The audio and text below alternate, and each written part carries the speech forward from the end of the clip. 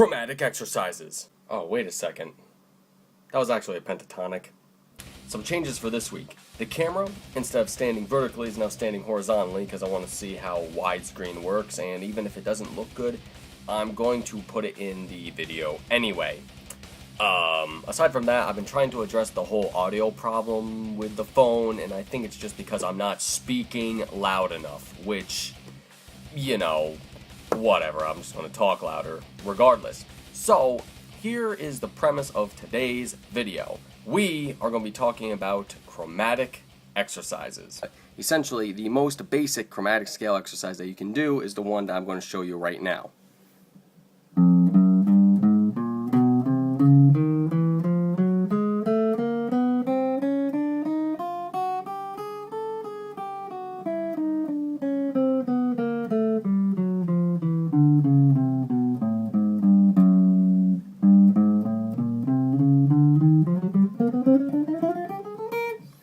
Alright, I just kind of breezed through the last bit of that because I didn't want to drive myself insane with it. Essentially, what I did was that I used all four of my fingers. That's a key part of this exercise. And all four of my fingers corresponded to the 4 frets up here as well. And that's, that's very important. So what you want to do is that it teaches the mind to, for one thing, use the pinky, because a lot of beginning guitarists like to, not use their pinky at all, and they go through scales like this, and it's retarded.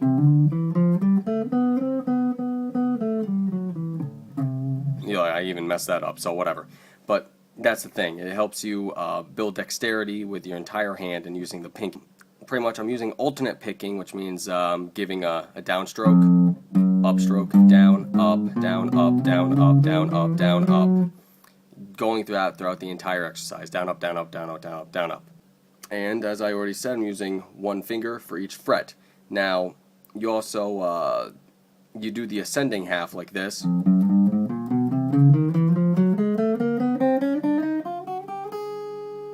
When you descend, what's going to happen is that you shift your entire hand upward to use the next 4 frets.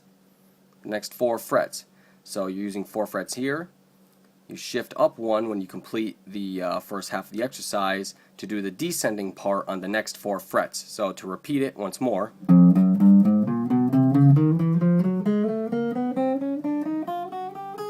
Shift up and descend.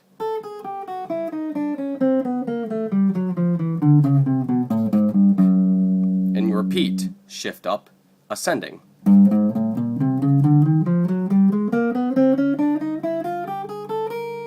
Shift up, descending.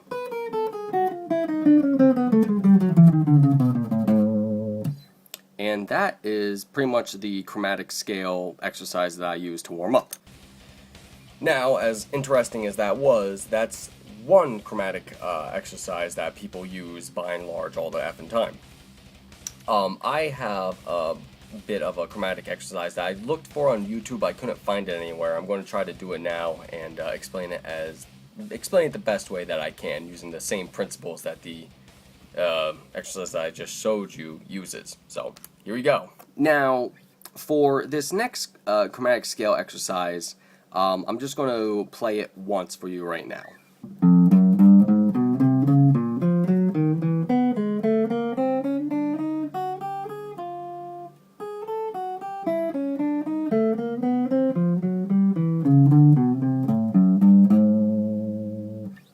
Now you might be wondering, oh my god, what the hell did you just do? Well, this is what I did.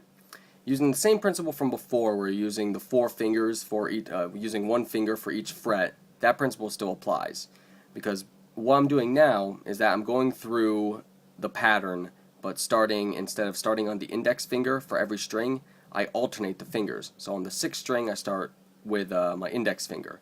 The next string, my middle finger. The next string, my ring finger. Next string, my pinky.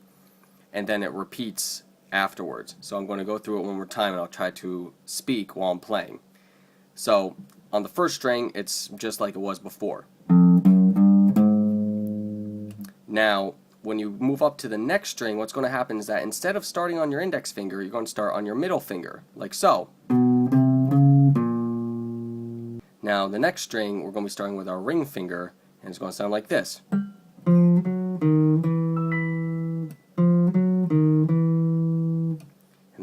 up to the 4th string, well, the next string down rather, and you're going to be starting it with your pinky finger.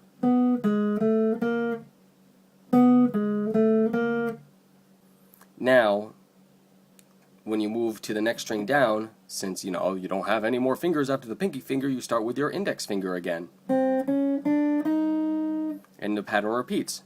Next string down, use your middle finger. So now I'm going to do the ascending part of this scale all the way through.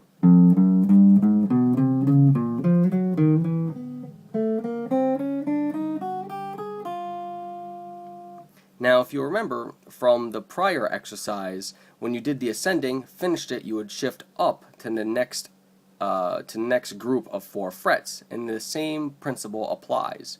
So, since we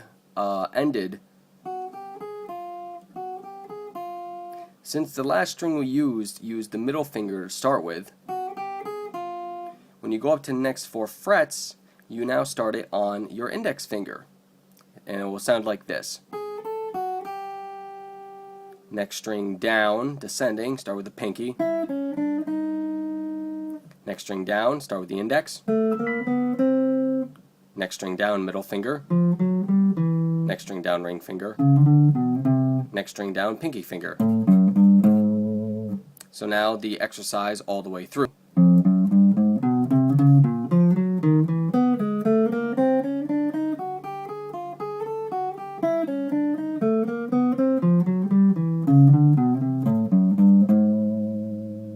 Now, when you complete that descending part of it, and you shift up to the next 4 frets, what's happening is that you're pretty much repeating the same exact pattern that started on the 1st fret, except now you're going to be on the 3rd fret. So,